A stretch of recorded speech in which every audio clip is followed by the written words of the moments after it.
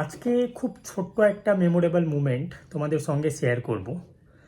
তো দেখো, আমাদের দেশে যতগুলো ফেস্টিভ্যাল আছে আর কি, ন্যাশনাল ফেস্টিভ্যাল, আমার মনে হয় যে এদের সঙ্গে দুটো ফেস্টিভ্যাল আর অ্যাড করে দেওয়া দরকার আমাদের বাঙালিদের জন্য। কি সেই দুটো?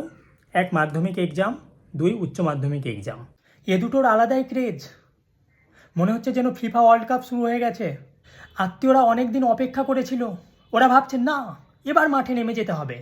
যে আত্মীয় সারা বছর খোঁজ নেয়নি সে আত্মীয় কল করে খোঁজ নিচ্ছে, কিরে ওর এক্সাম কেমন হচ্ছে, ওর সামনেই এক্সাম, ওকে ভালো করে পড়তে বলিস, টেস্টে কেমন নম্বর আসছে আমাকে জানাস।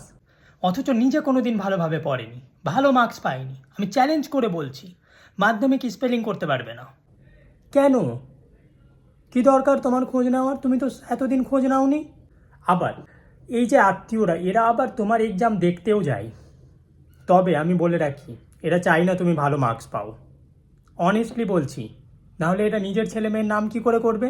তুমি এক্সাম হল থেকে বেরিয়ে আসবে, এরা রেডি থাকে, কেউ ডাব নিয়ে, কেউ আঙুর ফল নিয়ে। আমি বলি এক্সামটা দিতে দে, পরে নিয়ে আয় না বাড়িতে, আমি সব খেয়ে নেব। এখন তো পকেট থেকে টুকলি বার করে খেয়ে এসছি, কী করে খাবো? আবার কিছু কিছু ক্যান্ডিডেটের চেয়ে এদের গার্জেনদের টেনশন বেশি, প্রচুর বেশি। আমি মাধ্যমিক এক্সাম দেওয়ার সময় আমি মামার সঙ্গে বাইকে করে যাচ্ছি, আমার সামনে একজন, তার পেছনে একটা ফিমেল ক্যান্ডিডেট ছিল। ধান ক্ষেতের মাঝখান দিয়ে রাস্তা, আরে ধান খেতে বাইক নিয়ে পড়ে গেছে। আমি বলি ক্যান্ডিডেট ঠিক থাকবে তবে না গিয়ে এক্সাম দেবে, অন্ততপক্ষে তুমি চাপটা নিও না। একটা কথা বলে রাখি, যত বড় হাইপ মাধ্যমিক উচ্চ মাধ্যমিক নিয়ে ক্রিয়েট করা হয় অতটাও বড় না। ওই যে কথায় বলে না, age is just a number. এই দুটো এক্সামও জাস্ট এ এক্সাম, আর কিছুই না। আমিও দিয়েছি, কিছুই হয়নি, ভালো মার্কসও পাইনি, শুধু উচ্চ মাধ্যমিকে স্কুল টপ করেছিলাম। তো একবার কি হয়েছে, মাধ্যমিকের সময় আমার মনে হয় 2011 সাল হবে আই থিঙ্ক।